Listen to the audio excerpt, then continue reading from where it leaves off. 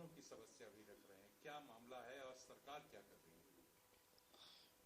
देखिए, हमने सरकार को कई पत्र लिखे, कई सुझाव हमने दिए और प्रारंभ से ही हम सरकार को कोरोना को लेकर के हम सुझाव दे रहे हैं। ये बड़ा खतरनाक बीमारी है, पूरी दुनिया को अपनी आगोश में ले लिया है।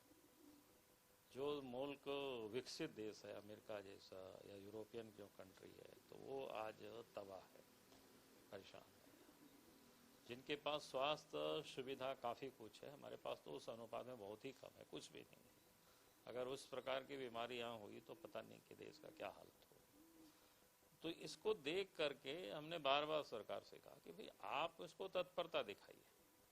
तो एक तो झारखंड के बहुत सारे लोग झारखंड से बाहर में लोग काम करते हैं और वो देश के प्रमुख महानगरों में, जैसे अगर गुजरात जाए तो अधिकांश लोग सूरत में मिलेंगे, तेलंगाना जाएंगे तो हैदराबाद में लोग मिलेंगे अधिकांश, फिर मुंबई है, दिल्ली है। तो इस प्रकार की जो प्रमुख जो महानगर है, दिल्ली से जो सटा हुआ है आपका ये नोएडा है, गुड़गांव है, गाजियाबाद है, फरीदाबाद है, ये दिल्ली से सटा हुआ है। तो कुल मिलाकर के इन्हीं क्षेत्रों में अधिक लोग रहते हैं, यहाँ से जाकर के लोग काम करते हैं।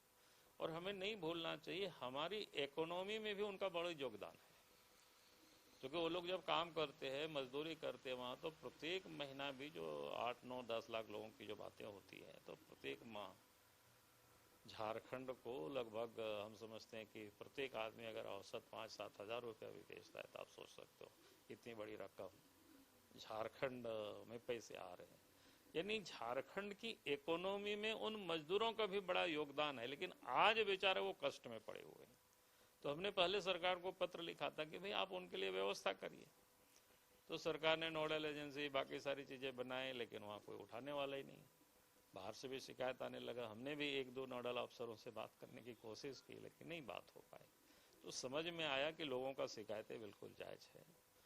तब मैंने सरकार को ये पत्र लिखा कि भाई आप ऐसा करें ना कि अपना टीम यहाँ से बने, नोडल अफसर जिसको आप बिठा रखे हैं, और ये जो 8-10 बड़े महानगर है, 2-3 करके टीम चले जाए सीनियर ऑफिसर के नेतृत्व में, 2-3 दिन वहीं रुके और कुछ नहीं करना, चार्टर प्लेन से वहाँ पहुँचा देना है। वहाँ के लोकल पुलिस लेकर के जहाँ जहाँ भी लोग रहते हैं, जो भी टेलीफोन नंबर आए हैं, फिर उन लोगों को राशन पानी पहुँचा करके चले आवे आराम से, ताकि कोई लोग भूखे नहीं मरे। लेकिन लगा कि उस पर भी कुछ नहीं काम किया सरकार ने। फिर देखे कि उन्होंने ऐप जारी किया है, शायद 22 तारीख तक उस ऐप के माध्यम से लोग डाउनलोड करें आता पता। लेकिन उसमें अब उन दिहाड़ी मजदूरों का क्या होगा, जिनके पास स्मार्टफोन नहीं है, जिनके पास पासबुक नहीं है, क्या कहते हैं बैंक अकाउंट भी नहीं है वहाँ पर, वो तो बेचारा कैसे खाएंगे, कैसे जिएंगे, उनके लिए तो बड़ी मुश्किलें पैदा होगी। अच्छा सर, ये बताइए। तो इसलिए हमने कहा कि भाई आप उनको पैसे भी नहीं भेज पा रहे हो, राशन भी नहीं पहुंचा पा रहे हो, तो आप ऐसा सुरक्षित करिए कि भाई आप उनको सुरक्षित तरीके से ले आने की भी व्यवस्था करिए। कुछ तो आप करिए, क्योंकि झारखंड से बहुत से बच्चे भी बाहर में जो पढ़ने के लिए गए वो भी फंसे हुए हैं। दिल्ली में है, पूना में है, बेंगलोर में है, कोटा में है, तो ऐसे कई जगहों पर बच्चे फंसे हुए हैं।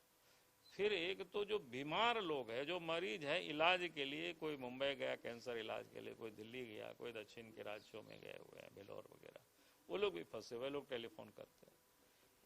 और तीसरा जो बताया कि जो मजदूर वर्ग के लोग, हम बोले कि अगर आप उनको कुछ राहत नहीं पहुंचा सके तो कम से कम लाने की भी तो व्यवस्था करो। जो लोग आना चाहते हैं सुरक्षित तरीके से आप कर सकते हैं इसको। तो इसलिए हम समय समय पर सरकार को अपने ओर से जो समझ में आता है वो सुझाव हम देते हैं।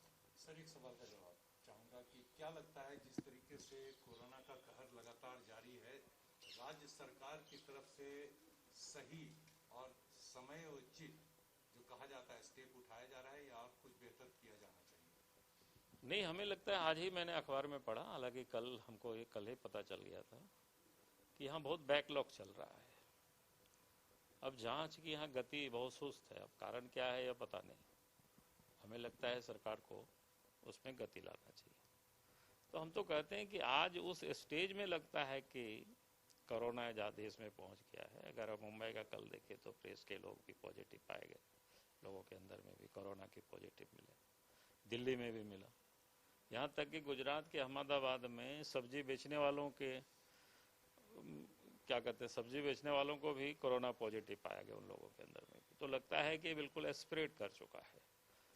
इसलिए अब जरूरत है कि रिपीट टेस्ट और दूसरा रैंडम टेस्ट, ये दोनों हमें करना चाहिए तेजी से। झारखंड में क्या है कि अभी तक जो भी टेस्ट वगैरह रिपीट तो हो नहीं रहा है, थोड़ा बहुत रिपीट होता तो इतना बैकलॉग नहीं चलता। तो आज की तारीख में टेक्नोलॉजी इतनी ही, राज्य सरकार के पास सारे कुछ संसाधन है। भाई आप टेस्ट को तो आप रिपीटली कराइए, रैंडम कराइए, उसमें जो भी कमी है उसको दूर करिए। काफी दिन हो गया लेकिन कहीं कुछ दिख नहीं रहा उस प्रकार से।